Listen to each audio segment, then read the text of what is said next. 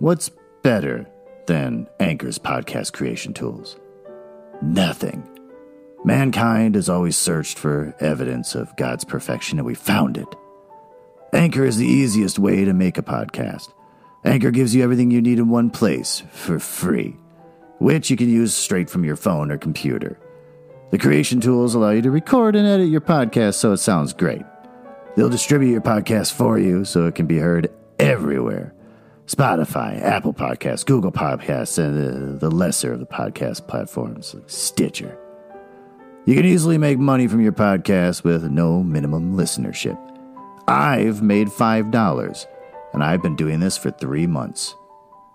So, download the Anchor app or go to anchor.fm to get started. Before I start the show, I feel like there should be a warning. I'm reading public domain books and short stories and whatever else. Some of it may be offensive. I don't read these things before, so I don't review it, so it's kind of just by chance. So if anything in here is offensive, or most likely with these really old books, bigoted, don't hold me responsible. I'll be just as surprised as you are. And with that, enjoy this episode of Leaves of Glen. I am Glenn Nuzzles.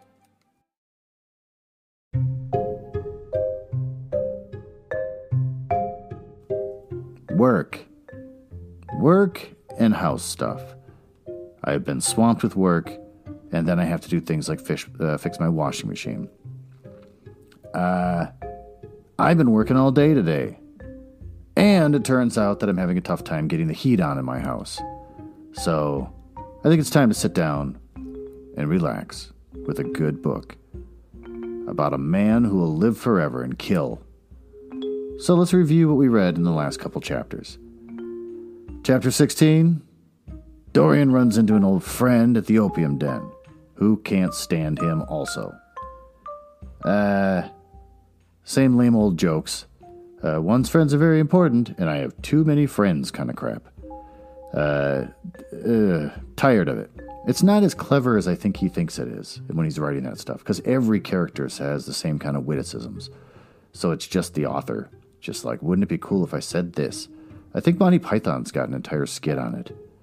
That where the sort of insulty joke things just become more and more abstract and gets more weird. That's kind of what's happening in this book. Dorian nearly gets killed by James Vane, Sybil's brother. But his youth saves him because he says, how can a beautiful little tiny boy like me have almost married your sister 18 years ago? And then some sort of prostitute comes out and tells the brother, you missed your chance, that was actually him.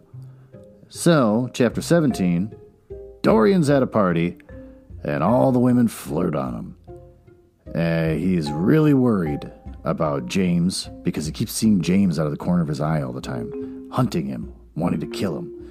And then he passes out like a little baby, kind of for no reason, during the party. And that's pretty much where we left off. So, let's get into chapters 18 and 19.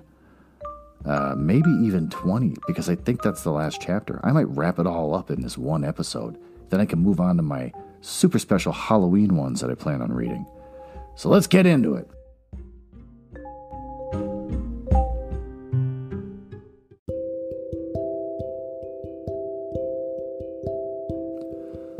Chapter 18. The next day, he did not leave the house, and, indeed, spent most of the time in his own room, sick with a wild terror of dying, and yet indifferent to life itself. The consciousness of being hunted, snared, tracked down, and began to dominate him. If the tapestry did but tremble in the wind, he shook. The dead leaves that were blown against the leaded panes seemed to him like his own wasted resolutions and wild regrets. When he closed his eyes, he saw again the sailor's face, peering through the mist-stained glass. There's my cat yowling. I think he's got an earache that I've been treating, and I wonder if that's causing the yowling. And horror seemed once more to lay its hand upon his heart. But perhaps It had been only his fancy that had called vengeance out of the night and set the hideous shapes of punishment before him. Actual life was chaos, but there was something terribly logical in the imagination. It was the imagination that set remorse to the dog and the feet of sin. It was the imagination that made each crime bear its misshapen brood. In the common world of fact, the wicked were not punished, nor the good rewarded. Success was given to the strong, failure thrust upon the weak. That was all. Besides, had any stranger been prowling around the house, he would have been seen by the servants or the keepers. Had any footmarks been found on the flower beds, the gardeners would have reported it. Yes, it had been merely fancy. Sybil Vane's brother had not come back to kill him. He had sailed away in a ship to founder in some winter sea. From him, at any rate, he was safe. Why, the man did not know who he was. Could not know who he was. The mask of youth has saved him. And yet, if it had been merely an illusion, how terrible it was to think that conscience could raise such fearful phantoms and give them visible form, and make them move before one. What sort of life would it be if day and night shadows of his crime would appear at him from silent corners, to mock him from secret places, to whisper in his ear as he sat at the feast, to wake him with icy fingers as he lay asleep! ! As the thought crept through his brain, he grew pale with terror, and the air seemed to him to have become suddenly colder. Oh! ! In what a wild hour of madness! He had killed his friend. How ghastly the mere memory of the scene! He saw it all again. Each hideous detail came back to him with added horror. Out of the black cave of time, terrible and swathed in scarlet, rose the image of his sin. When Lord Henry came in at 6 o'clock, he found him crying as one whose heart will break. It was not till the third day that he ventured to go out. There was something in the clear pine-scented air of that winter morning that seemed to bring him back to his joyousness and his ardor for life, but it was not merely the physical conditions of the environment that had caused the change. His own nature had revolted against the excesses of anguish that had sought to maim and mar the perfection of his calm. With subtle and finely wrought temperaments, it is always so. Their strong passions must either bruise or bend. They either slay the man or themselves die. Shallow sorrows and shallow loves live on. The loves and sorrows that are great are destroyed by their own plentitude. Besides, he had convinced himself that he had been the victim of a terror-stricken imagination, and looked back now on his fears with something of pity. Now look, contempt.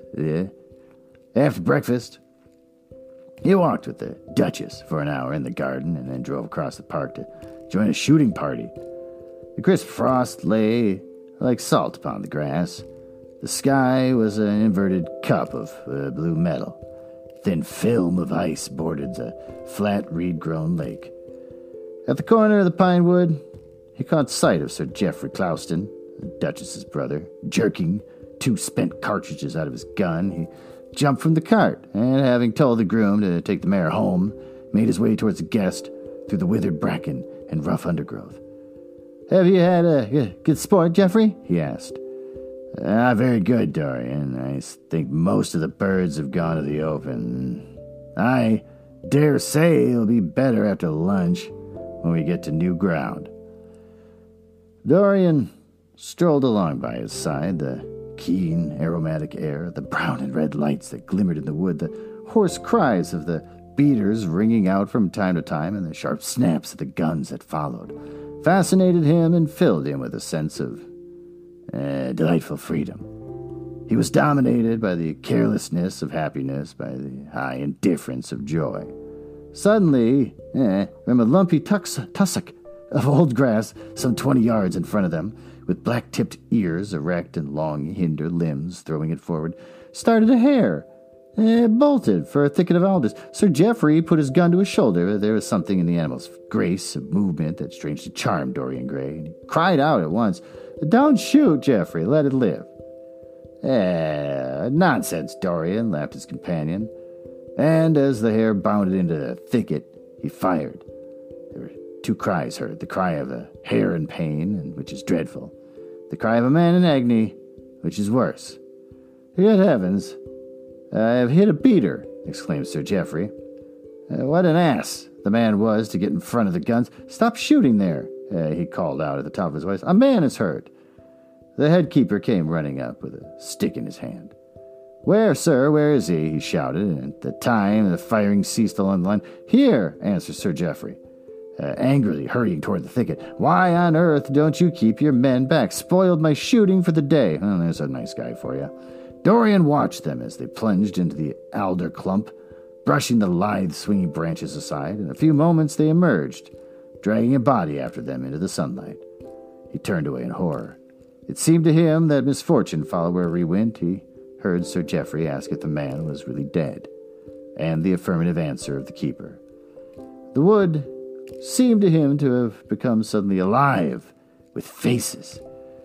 There was the trampling of myriad feet and the low buzz of voices. A great copper-breasted pheasant came beating through the boughs overhead. After a few moments, there were to him, in the perturbed state like endless hours of pain, he felt a hand laid on his shoulder. He started and looked around. Dorian, said Lord Henry, I read that weird, I had better tell them that the shooting is stopped for today. It did not look well to go on. I wish it were stopped forever, Harry, he answered bitterly, the whole thing hideous and cruel. Is the man... He could not finish the sentence. I'm afraid so, rejoined Henry. He got the whole charge of the shot in his chest. But he must have died almost instantaneously. Come, let's go home. They walked side by side in the direction of the avenue for nearly 50 yards without speaking. Then Dorian looked at Lord Henry and said, with a heavy sigh, It is a bad omen, Harry, a very bad omen. What is? Asked Lord Henry. Oh, this accident, I suppose. My dear fellow, it can't be helped. It was the man's own fault. Why did you get in front of the guns? Besides, it is nothing to us. It is rather awkward for Geoffrey, of course. It does not do to pepper beaters. It makes people think that one is a wild shot, and Geoffrey is not. He shoots very straight. But there's no use talking about the matter. Dorian shook his head. It is a bad omen, Harry. I feel as if something horrible were going to happen to some of us. To myself, perhaps, he added, passing his hand over his eyes with a gesture of pain. The elder man laughed. The only horrible thing in the world is ennui, Dorian. That is the one sin for which there is no forgiveness. But we are not likely to suffer from it unless these fellows keep chattering about this thing at dinner. I tell them that the subject is to be tabooed. As for omens, there is no such thing as an omen. Destiny does not send us heralds. She is too wise or cruel for that. Besides, what on earth could happen to you, Dorian? You have everything in the world that a man could want. There is no one who would not be delighted to change places with you. There is no one with whom I would want not to change places, Harry. Don't laugh like that. I'm telling you the truth. The wretched peasant who just died is better off than I am. I have no terror of death. It is the coming of death that terrifies me. Its monstrous wings seem to wheel in the laden air around me. Good heavens! Don't you see a man moving behind the trees there, watching me, waiting for me? Lord Henry looked in the direction in which the trembling gloved hand was pointing. Yes, he said, smiling, I see the gardener is waiting for you. I suppose he wants to ask you what flowers you wish to have on the table tonight. How absurdly nervous you are, my dear fellow. You must come and see my doctor when we get back to town. Dorian heaved a sigh of relief as he saw the gardener approaching. The man touched his hat, glanced for a moment at Lord Henry in a hesitating manner, and then produced a letter, with which he handed to his master. Her Grace told me to wait for an answer, he murmured. Dorian put the letter into his pocket. Tell her Grace that I'm coming in, he said coldly. The man turned round and went rapidly in the direction of the house. How fond women are of doing dangerous things, laughed Lord Henry.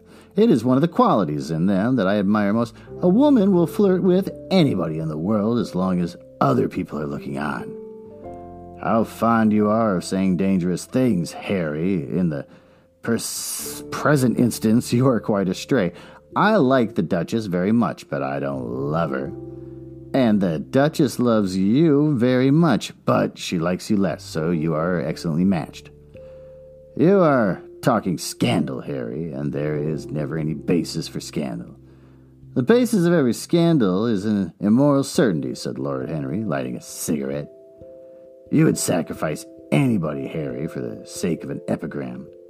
The world goes to the altar of its own accord, was the answer. Oh, it's another back and forth.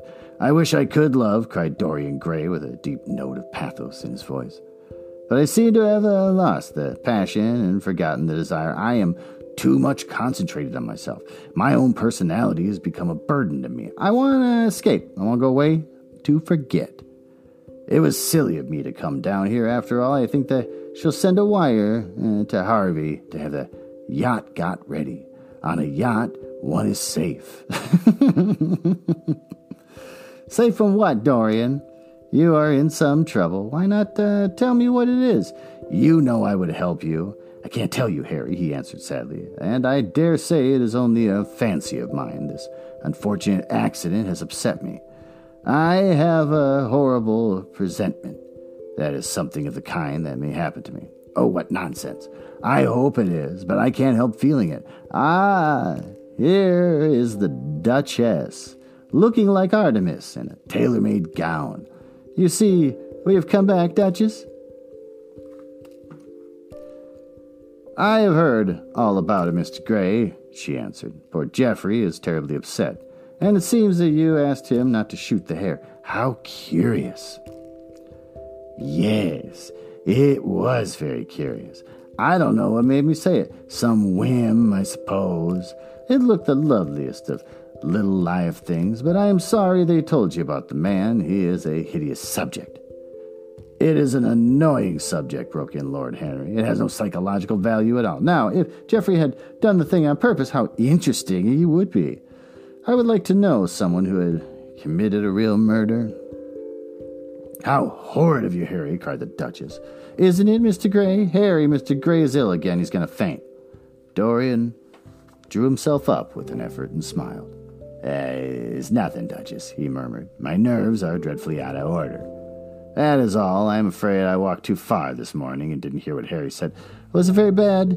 You must tell me some other time. I think I must go and lie down. You will excuse me, won't you? They reached the great flight of steps that led from the conservatory onto the terrace.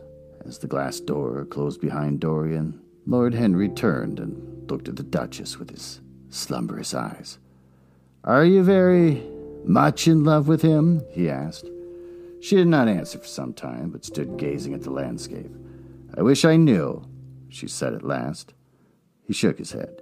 Knowledge would be fatal. It is the uncertainty that charms one. A mist makes things wonderful.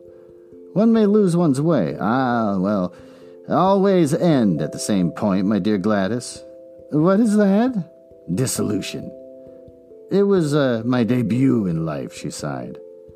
It came to you crowned. I'm tired of strawberry leaves. They become you, only in public. You would miss them, said Lord Henry. I will not part with a petal. Monmouth has ears. Old age is dull of hearing. He has never been jealous. I wish he had been. He glanced about as if in search of something. What are you looking for? She inquired. The button for your foil, he answered. You've dropped it. She laughed. I still have the mask. It makes your eyes lovelier, was his reply. She laughed again. Her teeth showed like white seeds and a scarlet fruit. Upstairs, in his own room, Dorian Gray was lying on a sofa, with terror in every tingling fiber of his body. Life had suddenly become too hideous of a burden for him to bear. The dreadful death of the unlucky beater, shot in the thicket like a wild animal, had seemed to him to prefigure death for himself also. He had nearly swooned at what Lord Henry had said in a chance mood of cynical jesting. At 5 o'clock, he rang his bell for his servant and gave him orders to pack his things for the night express to town, and to have the bowman at the door by 8:30. He was determined not to sleep another night at Selby Royal. It was an ill-omened place. Death walked there in the sunlight. The grass of the forest had been spotted with blood. Then he wrote a note to Lord Henry, telling him that he was going up to town to consult his doctor and asking him to entertain his guests in his absence. As he was putting it into the envelope, a knock came to the door, and his valet informed him that the head keeper wished to see him. He frowned and bit his lip. "Send him in," he muttered, after some moments' hesitation. As soon as the man entered, Dorian pulled his checkbook out of a drawer and spread it out before him. "I suppose you've come about the unfortunate accident of this morning, Thornton," he said, taking up his pen. "Yes, sir," answered the gamekeeper. "Was the poor fellow married? Had he any people dependent on him?" asked Dorian, looking bored. "If so, I should not like them to be left in want, and will send them any sum of money you may think is necessary." "We don't know who he is, sir. That is what I took the liberty of coming to you about." "Don't know who he is?" said Dorian listlessly. "What do you mean? Was he one of your men?" "No, sir. Never saw him before. Seems like a sailor, though, sir." The pen dropped from Dorian Gray's hand, and he felt as if his heart had suddenly stopped beating. "A sailor?" he cried out. "Did you say sailor?" "Yes, sir. He looks as if he's been a sort of sailor, tattooed on both arms, that kind of thing." "Was there anything found on him?" said Dorian, leaning forward and looking at the man with startled eyes. "Anything that would tell his name?" "Some money, sir, not much, and a six-shooter. There was no name of any kind. A decent-looking man, sir, but rough-like. A sort of sailor, we think. Yeah, we get it." Dorian started to his feet. A terrible hope fluttered past him. He clutched at it madly. "Where is the body?" he exclaimed. "Quick, I must see it at once." "It is in an empty stable in the home farm, sir. The folk don't like to have that sort of thing in their houses." Sorry, I was reading a text that came in. "They say a corpse brings bad luck." "The home farm. Go there at once and meet me and tell one of the grooms to bring my horse around." "No, never mind. I'll go to the stables myself. It'll save time." In less than a quarter of an hour, Dorian Gray was galloping down the long avenue as hard as he could go. The trees seemed to sweep past him in spectral procession, the wild shadows to fling themselves across his path. Once the mare swerved at the white gate-post and nearly threw him. He lashed her across the neck with his crop. He cleft the dusky air like an arrow. The stones flew from her hooves. At last he reached the home farm. 2 men were loitering in the yard. He leaped from his saddle and threw the reins to one of them. In the furthest stable, a light was glimmering. Something seemed to tell him that the body was there, and he hurried to the door and put his hand upon the latch. There he paused for a moment, feeling that he was on the brink of a discovery that would either make or mar his life. Then he thrust the door open and entered. On a heap of sacking in the far corner was lying the dead body of a man dressed in a coarse shirt and a pair of blue trousers. A spotted handkerchief had been placed over his face. A coarse candle, stuck in a bottle, sputtered beside it. Dorian Gray shuddered. He felt that this could not be the hand to take the handkerchief away. He called out to one of the farm servants to come to him. "Take that thing off his face. I wish to see it," he said, clutching the doorpost for support. When the farm servant had done so, he stepped forward. A cry broke from his lips. The man who had been shot in the thicket, it was James Vane. He stood there for some minutes looking at the dead body. As he rode home, his eyes were full of tears, for he knew he was safe.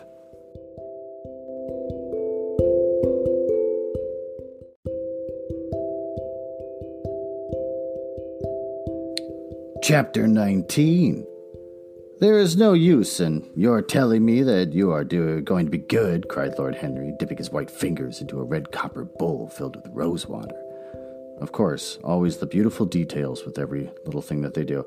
"You are quite perfect. Pray, don't change." Dorian Gray shook his head. "No, Harry. I have done too many dreadful things in my life. I'm not going to do any more. I began my good actions yesterday." "Where were you yesterday?" In the country, Harry. I was staying a little inn by myself. My dear boy, said Lord Henry, smiling, anybody can be good in the country. There are no temptations there. That is the reason why people who live out of town are so absolutely uncivilized. Civilization is not by any means an easy thing to attain to. There are only two ways by which man can reach it. One is by being cultured. The other is by being corrupt. Country people have no opportunity of being either, so they stagnate. Culture and corruption, echoed Dorian. I have known something of both. It seems terrible to me now that they should ever be found together. For I have a new ideal, Harry. I am going to alter. I think I have altered. You have not yet told me what your good action was. Or did you say that you had done more than one? Asked his companion as he spilled onto his plate a little crimson pyramid of seeded strawberries and, through a perforated, well-shaped spoon, snowed white sugar upon them. I can tell you, Harry, it's not a story I would tell anyone else. I spared somebody. It sounds vain, but you understand what I mean. She was quite beautiful and wonderfully, like Sybil Vane. I think it was that which first attracted me to her. You can remember Sybil, don't you? How long ago that seems. Well, Hetty was not one of our own class, of course. She was simply a girl in the village. But I really loved her. I am quite sure that I loved her all during this wonderful May that we have been having. I used to run down to see her 2 or 3 times a week. Yesterday, she met me in a little orchard. The apple blossoms kept tumbling down to her hair, and she was laughing. We were to have gone away together this morning at dawn. Suddenly, I determined to leave her as flower-like as I had found her. I should think the novelty of the emotion must have given you a thrill of real pleasure, Dorian, interrupted Lord Henry, but I can finish your idyll for you. You gave her good advice and broke her heart. That was the beginning of your reformation. Harry, you're horrible. You mustn't say these dreadful things. Hetty's heart is not broken. Of course, she cried and all that, but there is no disgrace upon her. She can live like Perdita in her garden of mint and marigold, and weep over a faithless Florizel, said Lord Henry, laughing as he leaned back in his chair. My dear Dorian, you have the most curiously boyish moods. You think that this girl will ever be really content now with anyone of her own rank? I suppose she will be married some day through a rough carter or a grinning plowman. Well, the fact of having met you and loved you will teach her to despise her husband, and she will be wretched. From a mortal point of view, I cannot say that I think much of your great renunciation. Even at the beginning, it is poor. Besides, how do you know that Hetty isn't floating at the present moment in some starlit mill pond with the lovely water lilies round her like Ophelia? I can't bear this, Harry. You mock at everything, and then suggest the most serious tragedies. I'm sorry I told you now. I don't care what you say to me. I know I was right in acting as I did. Poor Hetty. As I rode past the farm this morning, I saw her white face at the window, like a spray of jasmine. Don't let us talk about it anymore, and don't try to persuade me at the first good action I have done for years. The first little bit of self-sacrifice I have ever known is really a sort of sin. I want to be better, and I'm going to be better. Tell me something about yourself. What is going on in town? I have not been to the club for days. People are still discussing poor Basil's disappearance. I should have thought they had got tired of that by this time, said Dorian, pouring himself out some wine and frowning slightly. My dear boy, they have only been talking about it for 6 weeks, and the British public are really not equal to the mental strain of having more than one topic every 3 months. They have been very fortunate lately, however. They have had my own divorce case and Alan Campbell's suicide. Now they've... Oh, he killed himself. Well, there you go. Now they have got the mysterious disappearance of an artist. Scotland Yard still insists that the man in the grey ulster who left for Paris by the midnight train on the 9th of November was poor Basil, and the French police declare that Basil never arrived in Paris at all. I suppose in about a fortnight we should be told that he has been seen in San Francisco. It is an odd thing that every one who disappears is said to be seen in San Francisco.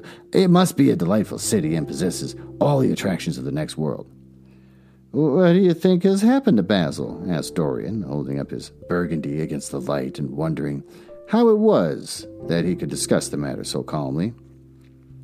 "I have not the slightest idea. If Basil chooses to hide himself, it is no business of mine. If he is dead, I don't want to think about him. Death is the only thing that ever terrifies me. I hate it." "Why?" said the younger man wearily. "Because," said Lord Henry, passing beneath his nostrils the gilt trellis of an open vinaigrette box, "one can survive everything nowadays except that. Death and vulgarity are the only two facts in the 19th century that one cannot explain away. Let us have our coffee in the music room, Dorian. You must play Chopin for me." The man with whom my wife ran away played Chopin exquisitely. Poor Victoria, I was very fond of her. The house is rather lonely without her, of course, married life being merely a habit, a bad habit. But then one regrets the loss, even of one's worst habits. Ugh, the witticisms. Perhaps one regrets them the most. Ugh. They are such an essential part of one's personality, and Dorian said nothing, but rose from the table and, passing into the next room, sat down to the piano and let his fingers stray across the white and black ivory of the keys. After the coffee had been brought in, he stopped and looked over at Lord Henry, said, "Harry, did it ever occur to you that Basil was murdered?" Lord Henry yawned. Basil was very popular and always wore a Waterbury watch. Why should he have been murdered? He was not clever enough to have enemies. Of course, he had a wonderful genius for painting, but a man can paint like Velázquez and yet be as dull as possible. Basil was really rather dull. He only interested me once, and that was when he told me, years ago, that he had a wild adoration for you, and that you were the dominant motive of his art. "I was very fond of Basil," said Dorian, a note of sadness in his voice, "but don't people say that he was murdered?" Some papers do. It does not seem to me to be all that probable. I know that there are dreadful places in Paris, but Basil is not the sort of man to have gone to him. He had no curiosity. It was his chief defect. What would you say, Harry, if I told you that I had murdered Basil? Said the younger man. He watched him intently after he had spoken. "I would say, my dear fellow, that you were posing for a character that doesn't suit you. All crime is vulgar, just as all vulgarity is crime." Oh, God. "It is not in you, Dorian, to commit murder. I am sorry if I hurt your vanity by saying so, but I assure you it is true. Crime belongs exclusively to the lower orders. I don't blame them in the smallest degree. I would fancy that crime was to them what art is to us, simply a method of procuring extraordinary sensations." "A method of procuring sensations? Do you think, then, that a man who has once committed a murder could possibly do the same crime again? Don't tell me that." "Oh, anything becomes pleasure if one does it too often," cried Lord Henry, laughing. "That is one of the most important secrets of life. I should fancy, however, that murder is always a mistake. One should never do anything that one cannot talk about after dinner. Let us pass from poor Basil. I wish I could believe that he had come to such a wildly romantic end as you suggest, but I can't. I dare say he fell into the sinew of an omnibus, and that the conductor hushed up the scandal. Yes, I should fancy that was his end. I see him lying now on his back under those dull green waters, with the heavy barges floating over him, the long weeds catching in his hair. Do you know, I don't think he would have done much more good work. During the last 10 years, his painting had gone off very much." Dorian heaved a sigh, and Lord Henry strolled across the room and began to stroke the head of a curious Java parrot. A large gray plumaged bird with pink crest and tail that was balancing itself on a bamboo perch. As his pointed fingers touched it, it dropped the white scarf of crinkled lids over the black glass-like eyes and began to sway backwards and forwards. "Yes," he continued, turning around and taking his handkerchief out of his pocket. "His painting had gone quite off. It seemed to me to have lost something. It had lost an ideal. When you and he ceased to be great friends, he ceased to be a great artist. What was it that separated you? I suppose he bored you. If so, he never forgave you. It is a habit boors have, by the way. Oh, God.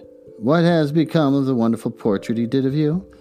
I don't think I have ever seen it since he finished it. Oh, I remember your telling me years ago that you had sent it down to Selby, and that it had got mislaid or stolen on the way. You never got it back? What a pity. It really was a masterpiece. I remember I wanted to buy it. I wish I had now. It belonged to Basil's best period. Since then, his work was that curious mixture of bad painting and good intentions that always entitles a man to be called a representative British artist.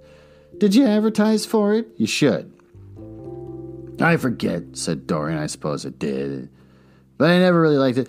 I am sorry I sat for it. The memory of the thing is hateful to me. Why do you talk of it? It used to remind me of those curious lines some play in Hamlet, I think. How do they run? Like the painting of a sorrow on a face without a heart. Yes, that is what it was like. Lord Henry laughed. If a man treats life artistically, his brain is his heart, he answered, sinking into the armchair. Dorian Gray shook his head and struck some soft chords on the piano.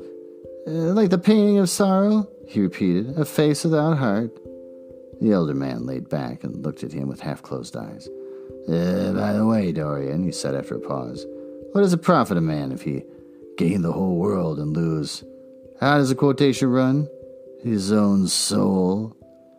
The music jarred. Dorian Gray started and stared at his friend. Why do you ask me that, Harry?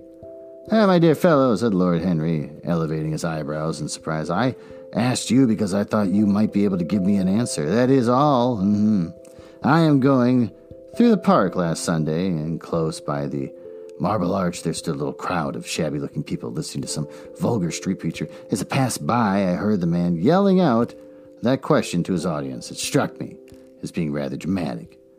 London is very rich in curious effects of that kind. A wet Sunday, an uncouth Christian in a mackintosh, a ring of sickly white faces under a broken roof of dripping umbrellas, and a wonderful phrase flung into the air by shrill, hysterical lips.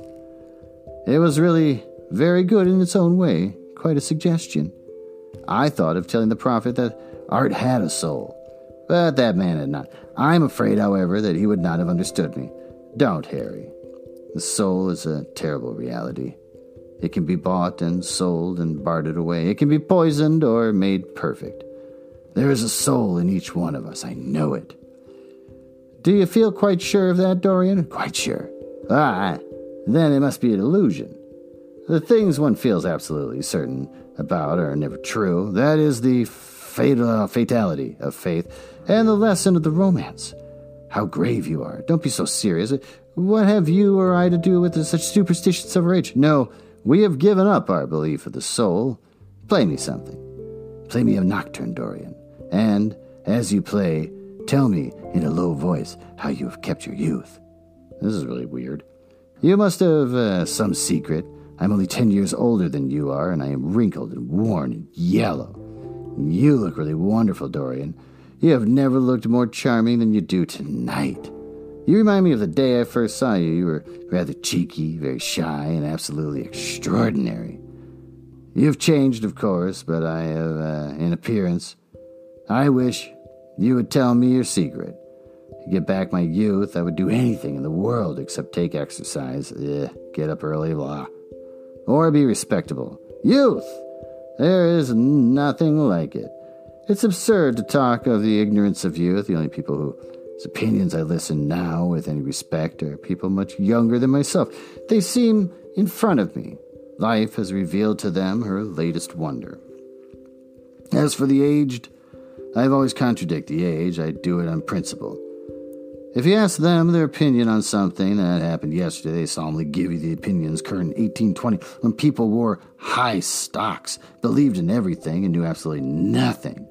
How lovely that thing you are playing is. I wonder, did Chopin write it in Majorca, with the sea weeping round the villa and the salt spray dashing against the panes? It is marvelously romantic. What a blessing it is that there is one art left to us that is not imitative. Don't stop. I want music tonight. It seems to me that you are the young Apollo, and that I am Marsyas. Listening to you, I have sorrows, Dorian, of my own, that even you know nothing of. Tragedy of old age is not one of old, but that one is young. I am amazed sometimes at my own sincerity. Ah, Dorian, how happy you are. What an exquisite life you've had. You have drunk deeply of everything. You have crushed the grapes against your palate. Nothing has been hidden from you, and it has been to you no more than the sound of music. It has not marred you. You are still the same. I'm not the same, Harry. Yeah, you're the same. I wonder what the rest of your life will be. Don't spoil it by renunciations. At present, you are a perfect type. Don't make yourself incomplete. You are quite flawless now. You need not shake your head. You know you are. Besides, Dorian, don't deceive yourself. Life is not governed by will or intention. Life is a question of nerves and fibers and slowly built up cells in which thought hides itself and passion has its dreams. You may fancy yourself safe and think yourself strong, but a chance tone of color in the room or a morning sky, a particular perfume that you have had once loved that brings subtle memories with it, a line from a forgotten poem that you have had come across again, a cadence from a piece of music that you had ceased to play. I tell you, Dorian, that it is on things like these that our lives depend. Browning writes about that somewhere, but our own senses will imagine them for us. There are moments when the odor of lilas blank passes suddenly across me, and I have to live the strangest month of my life over again. I wish I could change places with you, Dorian. The world has cried out against us both, but it has always worshipped you. It always will worship you. You are the type, what the age is searching for, and what it is afraid it has found. I am so glad that you have never done anything, never carved a statue or painted a picture or produced anything outside of yourself. Life has been your art, and you have set yourself to music. Your days are your sonnets. Dorian rose up from the piano and passed his hand through the air. Yes, life has been exquisite, he murmured, but I'm not going to have the same life, Harry, and you must not say these extravagant things to me. You don't know anything about me. I think that if you did, even you would turn from me. You laugh, and I'll laugh. Why have you stopped playing, Dorian? Go back and give me the nocturne over again. Look at that great honey-colored moon that hangs in the dusky air. She is waiting for you to charm her. And if you play, she will come closer to the earth. You won't? Then let's go to the club, then. It has been a charming evening, and we must end it charmingly. There is someone at White's who wants immensely to know you, young Lord Poole, Bournemouth, eldest son. He has already copied your neckties and has begged me to introduce him to you. He is quite delightful and rather reminds me of you. I hope not, said Dorian with a sad look in his eyes, but I am tired tonight, Harry. I shan't go to the club. It is nearly 11. I want to go to bed early. Do stay. You have never played so well as tonight. There is something in your touch that was wonderful. It had more expression than I had ever heard from it before. It is because I am going to be good, he answered, smiling. I am a little changed already. You cannot change to me, Dorian, said Lord Henry. You and I will always be friends. Yet you poisoned me with a book once. I should not forgive that, Harry. Promise me that you will never lend that book to anyone. It does harm. My dear boy, you are really beginning to moralize. You will soon be going about like the converted and the revivalist, warning people against all the sins which you have grown tired. You are much too delightful to do that. Besides, it is no use. You and I are what we are, and will be what we will be. And as for being poisoned by that book, there is no such thing as that. Art has no influence upon action. It annihilates the desire to act. It is superbly sterile. The books that the world calls immoral are books that show the world its own shame.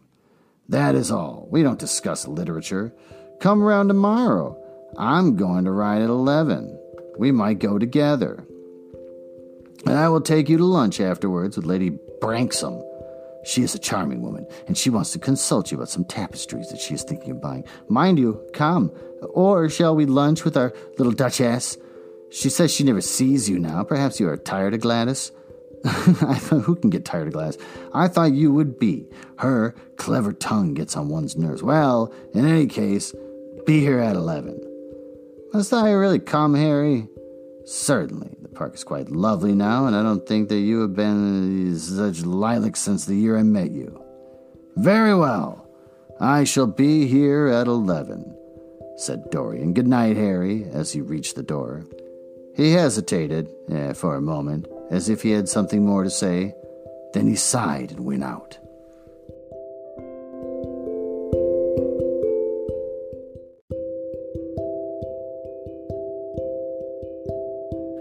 Chapter 20. It was a lovely night.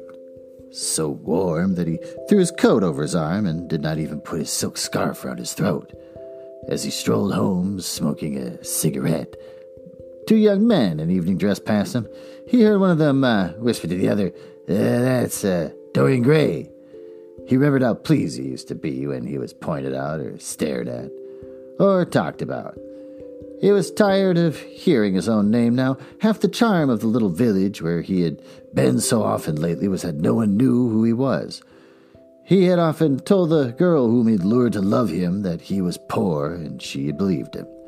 He had told her once that he was wicked, and she had laughed at him and answered that wicked people were always very old and very ugly. Ah, what a laugh she had, like a thrush singing.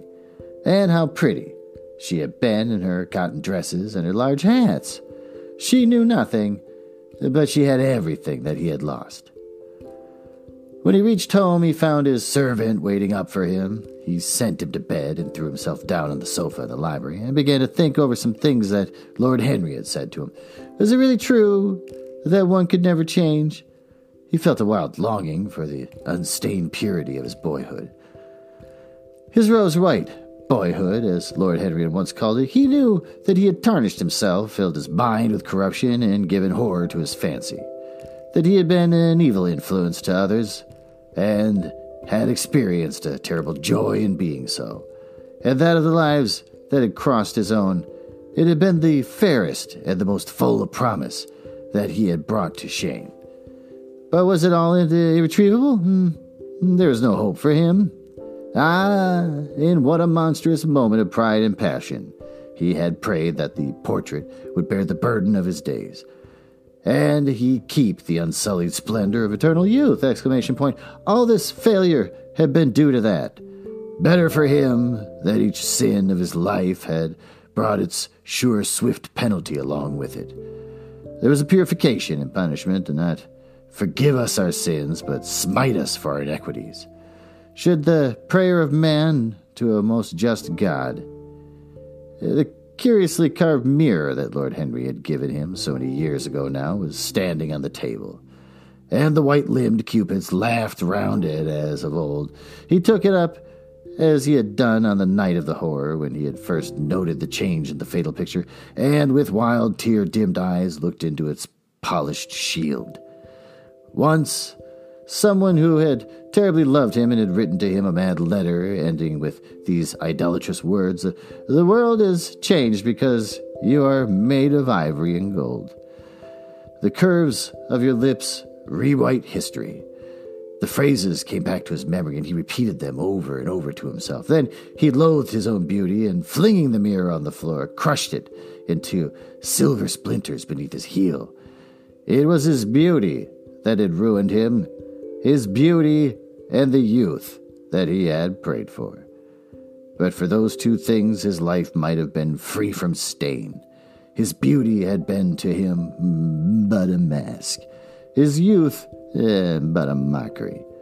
What was youth at best? A green and unripe time, a time of shallow moods and sickly thoughts. Why had he worn its livery? Youth had spoiled him.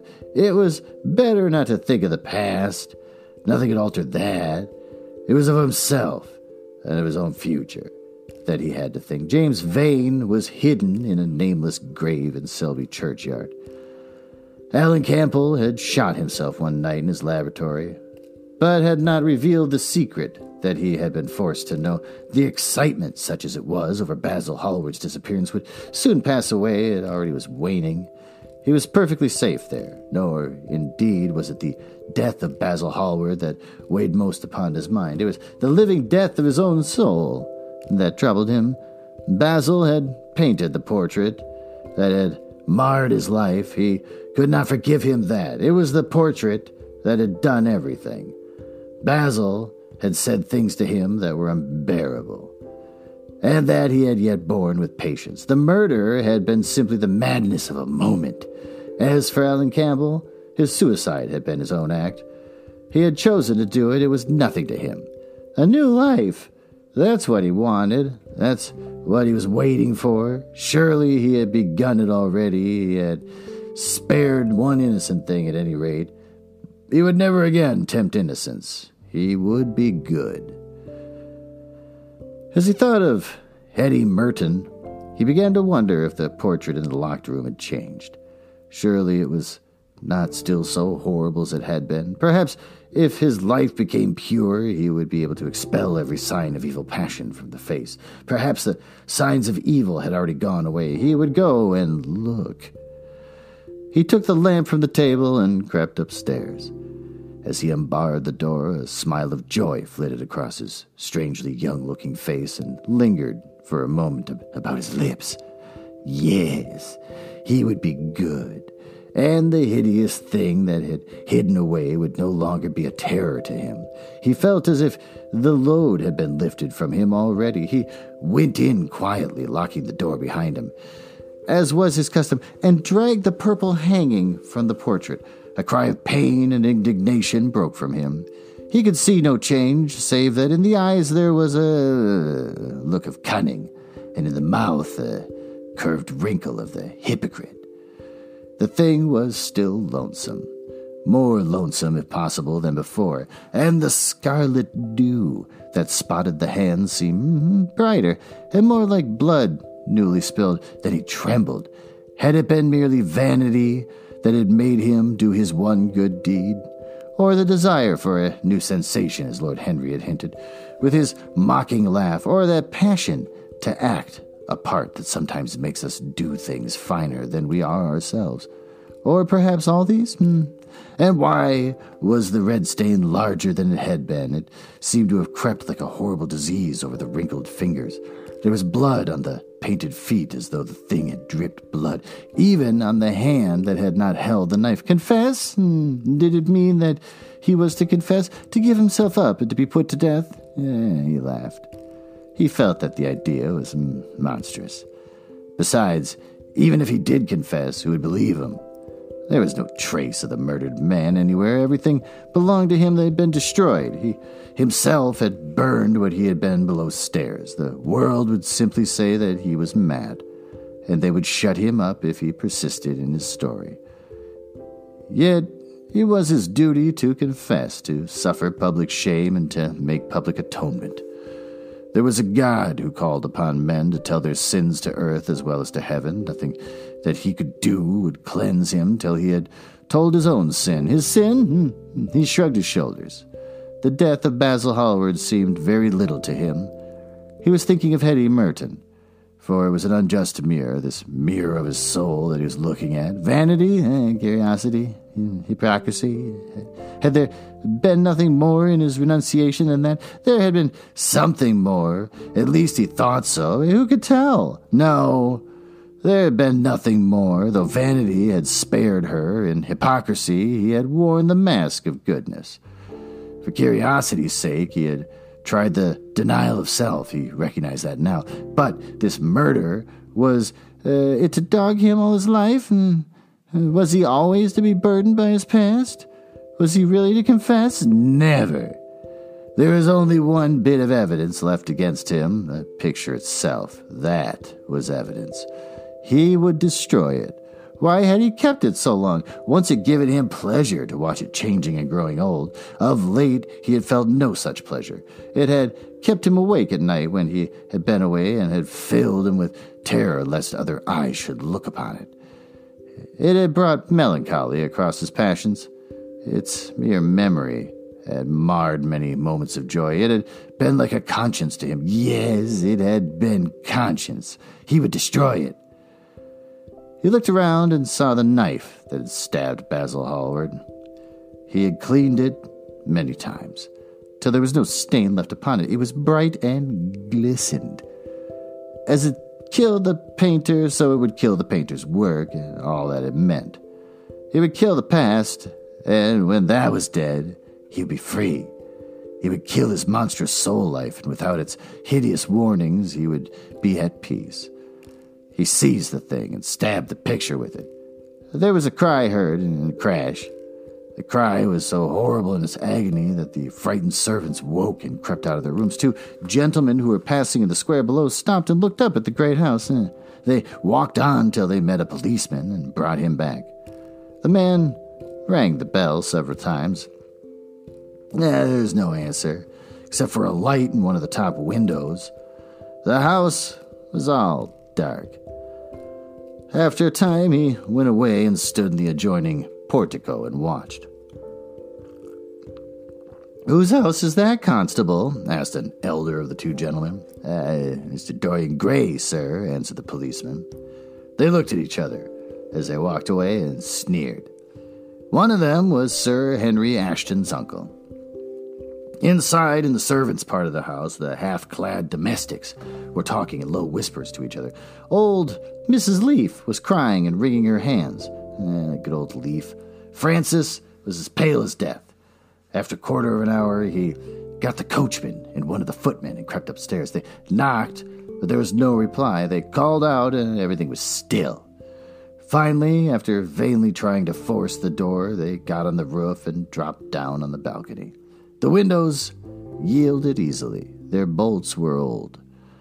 When they entered, they found hanging upon the wall a splendid portrait of their master as they had last seen him, in all the wonder of his exquisite youth and beauty. Lying on the floor was a dead man in evening dress and a knife at his heart. He was a withered, wrinkled, and loathsome visage. It was not till they had examined the rings that they recognized who it was.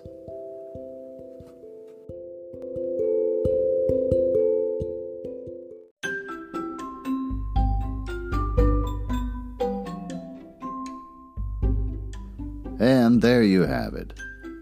The picture of Dorian Gray in its entirety. What did we learn in the last few chapters and the book as a whole? Chapter 18, man gets shot at the hunting range and it's James. Chapter 19, Dorian's all upset and Henry can't console him. Dorian says he wants to change, and he even got rid of a nice lady because he didn't want to hurt her, like all the other men he's been with that keep getting all fussy and refuse to talk to him. Henry just wants him to keep playing Chopin. And there's a lot of banter. In chapter 20, really short chapter, Dorian gets home, goes and looks at the painting, doesn't seem to really care about Basil being dead. Basil, the only, besides Mrs. Leaf, the only 2 people I really cared about. Then he tries to stab the painting, just stabs himself. And the painting's back to normal, and Dorian is gross. So what do we learn? Hedonism, the central theme throughout the book, constantly propped up as some sort of saving of the man's soul, is dumb. We learn that much. We also learn that vanity for vanity's sake is also dumb. That no matter how little you believe in an afterlife, the weight of your personage, your very essence of a person, can still bug you, and you wish you weren't such a jerk. So, thanks to supernatural paintings, Dorian Gray was able to witness how corrupt he was becoming and how he sold his soul, which made him become so inhumane to other people and so self-absorbed that we don't have that. So the moral being, don't be a jerk, because you don't have a painting to tell you how much of a jerk you are, so you just have to guess. So I hope you enjoyed this reading of The Picture of Dorian Gray. And that all that babbling I just said right there in my overview of the book, you can use that in any homework or book report. I will not sue you. I will probably never know who you are, much less that you would ever even listen to this. Up next, Ben and I are going to be recording another book on Monday that we read. Dirty Mountain Men. A story about a woman who gets lost in the mountains and two highly sensuous mountain men take care of her in more ways than one. That's a book I've already started reading, and it's pretty disturbing and poorly written.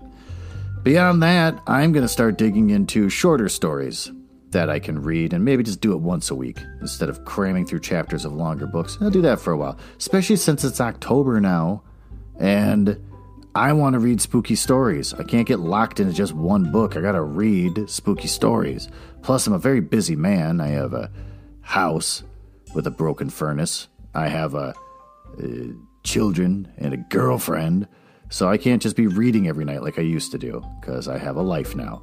So, I'm going to try once a week for a while. Reading shorter, spooky stories for October. Short October is going to be the watchword for this, and I hope you enjoy it and continue to tune in.